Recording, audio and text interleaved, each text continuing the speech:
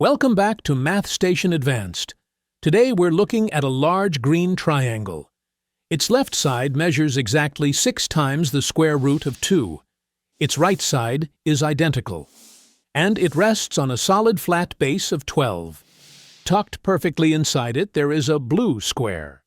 The question is, find the square's exact area. Do you think that's possible with what we know so far? Let's give it a try. Before we can understand the blue square, we first need to understand the large green triangle it lives inside. Notice that both the left and right sides are identical. They are both 6 times the square root of 2. Because of this perfect symmetry, if we drop a straight vertical line right down the middle, it will cut our bottom base of 12 perfectly in half. Let us draw that line now and label it H for height.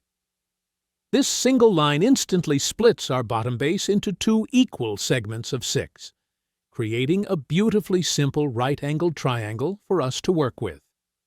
Let us reach back into our memories and use one of the most reliable tools in geometry: the Pythagorean theorem. To find our missing height, we take our bottom leg squared plus our height squared to equal our longest side squared.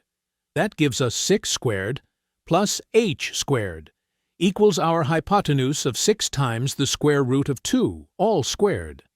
6 squared is 36. Now, let us calculate that hypotenuse carefully. We square the 6 to get 36, and squaring a square root simply removes the symbol, leaving us with 2. 36 times 2 is exactly 72. So 36 plus our height squared equals 72.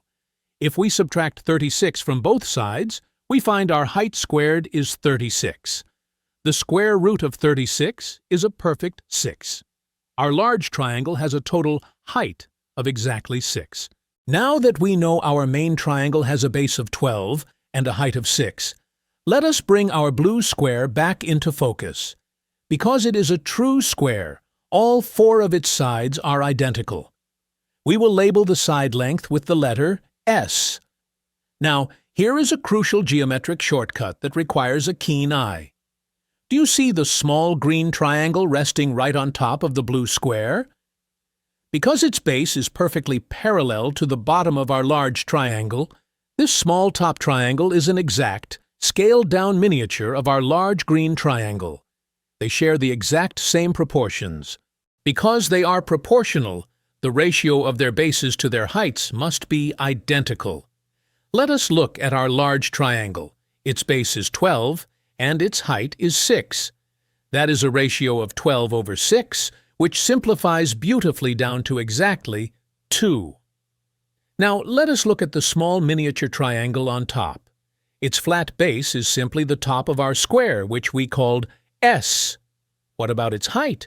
Well, the total height is 6, and the square takes up S amount of that space. So, the tiny height remaining on top is simply 6 minus S. We can now set our ratios equal to one another. Our simplified ratio of 2 must exactly equal S divided by the quantity of 6 minus S. Let us multiply both sides by the denominator to solve this. 2 times the quantity of 6 minus S equals S. Distributing the 2 gives us 12 minus 2s equals s. If we add 2s to both sides, we gather all our letters together, leaving us with 12 equals 3s. Dividing both sides by 3 reveals our magic number. S equals exactly 4. So the side of our blue square is 4. With the side length secured, the final step is delightfully simple. The area of a square is just the side multiplied by itself. 4 times 4 is exactly 16. We have solved the puzzle completely using patience and logic. Now, it is your turn to practice and keep your memory sharp. Imagine the exact same setup, but the left and right sides of our red triangle are 3 times the square root of 2, and the bottom base is 6. Can you find the area of the square inside? Take your time, work through the steps we just practiced, and leave your final answer down in the comments. If you appreciate clear, step-by-step math teaching, hit subscribe and join Math Station Advanced for more. Thanks for tuning in, and have a great day.